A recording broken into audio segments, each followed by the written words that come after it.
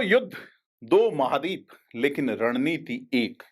जब रूस यूक्रेन में खून बहा रहा है और पश्चिम उसे हथियार देकर मदद कर रहा है, तो एक ताकत है जो चुपचाप मुस्कुरा रही है, चीन। नमस्कार, मैं प्रदीप हूं और आप देख रहे हैं फेयर ऑब्जर्वर हिंदी।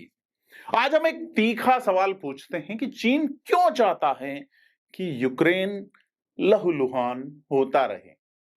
आइए इसी रणनीति की परतें खोलते हैं। ऑस्ट्रेलिया के रिटायर्ड मेजर जनरल और सैन्य रणनीतिकार मिक रयान साफ साफ कहते हैं, बीजिंग यूक्रेन में शांति नहीं चाहता, क्योंकि यूरोप में चल रही एक लंबी, खूनी और संसाधनों के खपत वाली जंग चीन की भव्य वैश्विक राजनीति और रणनीति में एक वरदान है। कैसे, आइए समझते हैं। सबसे पहले आप जरा पश्चिम की तरफ देखें, खासकर अमेरिका, जो अब तक अरबों डॉलर और हथियार यूक्रेन में झोंक चुका है। पैट्रियट मिसाइलें, अब्राम्स टैंक, F-16, सूची लंबी है। और यह सब जो है वो पश्चिमी गोदाम जो है, पश्चिमी बजट जो है और पश्चिमी ध्यान जो है उसे थका रहा है।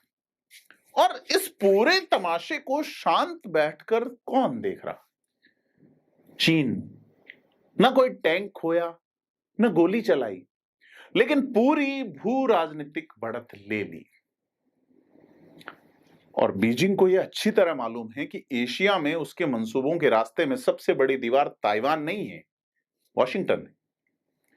जितना लंबा अमेरिका यूक्रेन वाले युद्ध में फंसा रहेगा, उतना ही ज्यादा वह ध्यान भटकाएगा, थक जाएगा और बंट जाएगा। अगर 2025 में डोनाल्ड ट्रंप या कोई और आइसोलेशनिस्ट नेता सत्ता में आया, तो चीन के लिए यह एक सुनहरा मौका बना। तो चीन को मिल क्या रहा है इस युद्ध से? टाइम। युद्ध में सबसे इंपॉर्टेंट चीज है अपनी नौसेना को मजबूत करने का टाइम, अर्थव्यवस्था को मजबूत करने का टाइम और पश्चिमी इच्छा शक्ति को बिना गोली चलाए परखने का टाइम। अब रूस की बात करते हैं।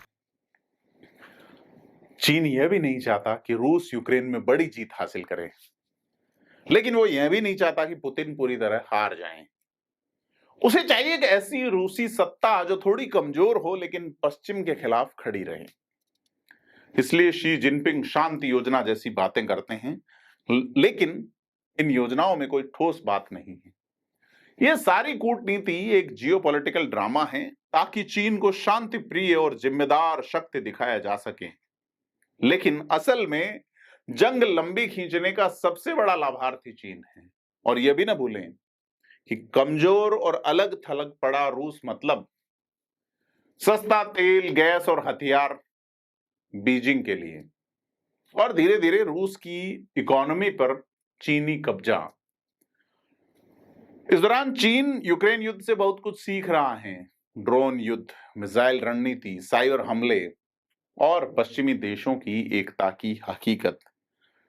हर यूक्रेनी जवाबी हमले में ताइवान के लिए सबक हैं, हर अमेरिकी देरी डेटा पॉइंट है। और इसी बीच बीजिंग बार बार कहता है कि हम शांति का समर्थन करते हैं, संप्रभुता का सम्मान करते हैं। सिर्फ शब्द, खोखले शब्द। सच्चाई यह है कि चीन चाहता है यूक्रेन का खून बहता रहे, न बदले की भावना से, बल्कि रणनीतिक लाभ के लिए। जितनी लंबी यह जंग चलेगी, उतना ही चीन को मौका मिलेगा खुद को उभरती महाशक्ति के रूप में स्थापित करने का, जबकि पश्चिम समय, पैसा और राजनीतिक पूंजी गंवाता रहेगा। यह तटस्थता नहीं है, यह है ठंडी गणनात्मक रणनीति। और जब दुनिया रूस और यूक्रेन की लड़ाई देख रही है, तो चीन वही कर रहा है जो वो सबसे बेहतर करता है, लंबा खेल, द लॉन्ग गेम खेलना। आपको क्या लगता है? कमेंट करके बताएं और फेयर ऑब्जर्वर हिंदी को सब्सक्राइब जरूर करें। धन्यवाद।